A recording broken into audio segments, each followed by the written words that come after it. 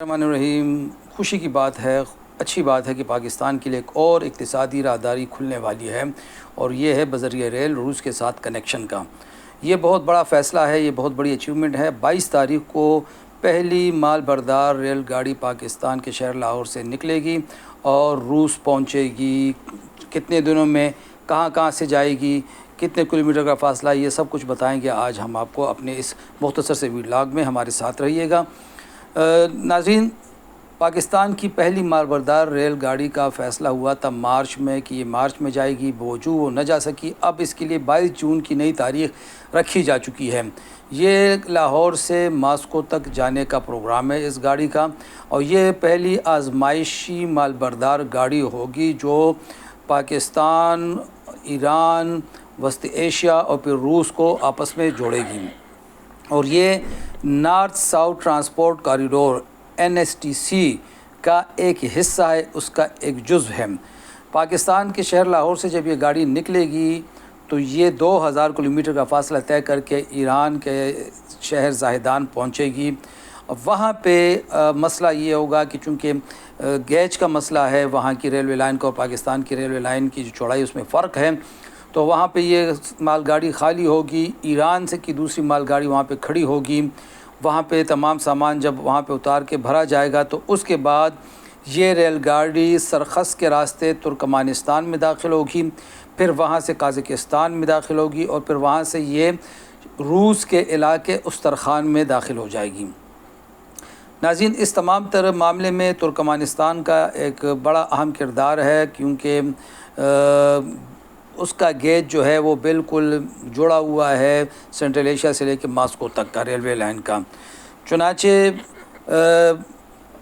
इसके बाद ज़ाहिदान के बाद तुर्कमानिस्तान में जब गाड़ी दाखिल होगी तो फिर उसे मज़ीद ट्रांसफ़र की सामान की ज़रूरत नहीं पड़ेगी। ये तमाम तर फासला जो होता है लाहौर से लेके ईरान से तुर्कमानिस्तान, कज़ाकिस्तान और रूस और फिर रूस के दारुल हुकूमत मॉस्को तक, ये कम बेश 8000 किलोमीटर का रास्ता है और ये सफ़र तय होगा 20 से 25 दिन में। और यहाँ इसमें पहले मरहले में 15 से 16 कंटेनर्स जाएंगे, बाद में इसकी गुंजाइश 30-32 तक भी पहुँच सकेगी।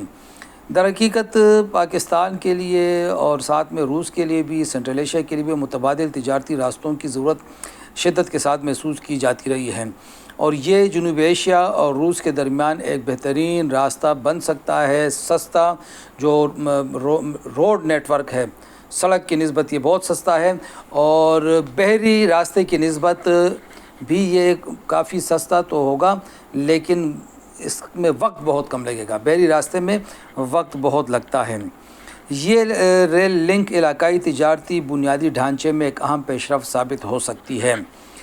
इसमें रूस से बराह रास्त जो तिजारत होगी, रूस से पाकिस्तान बराह रास्त तेल, कुदरती गैस, स्टील और सनती सामान मंगवा सकेगा, जबकि पाकिस्तान से टेक्सटाइल, खुराक की मसनूआत, चावल, गंदम, कपास वग़ैरह जा सकेंगी। जो पहले मरहले में सामान भिजवाने का फ़ैसला हुआ है उसमें चमड़े की मसनूआत हैं पाकिस्तान से जो जा रही हैं, बरक़ी तिब्बी आलात हैं और टेक्सटाइल की मसनूआत हैं। ये कुल 500 टन का सामान है। इसको बजा तौर पर एक नया माशी कॉरिडोर कहा जा सकता है जो उसी पैक की तरह पाकिस्तान की तकदीर बदल सकता है, पाकिस्तान को जोड़ सकता है और पाकिस्तान फिर इसको मज़ीद आगे फैलाने का ज़रिया बन सकता है चीन तक और फिर मॉस्को से होते हुए फिर ये यूरोप तक ये रेलवे लाइन जा सकती है। ये पहली आजमाइशी ट्रेन जिस पे सबकी निगाहें हैं, 22 जून की तारीख़ तय हुई है, लेकिन इस वक्त जो ईरान की सूरत हाल है उसमें अब ये कुछ मुश्किल दिखाई दे रहा है कि ये ट्रेन रवाना हो सकेगी कि नहीं। फ़िलहाल हम 22 जून तक का इंतज़ार करते हैं। 22 जून की बड़ी अहम तारीख़ है। अगर उस दिन ये रेल अपने सफ़र का आगाज़ करती है और 20-25 दिन में मॉस्को पहुंचती है तो ये एक नई पेशरफ होगी, एक नया संगी मील होगा और इसके पाकिस्तान समेत इस पूरे ख़ित्ते के तिजारत पर ज़बरदस्त असरात मुरतब होंगे।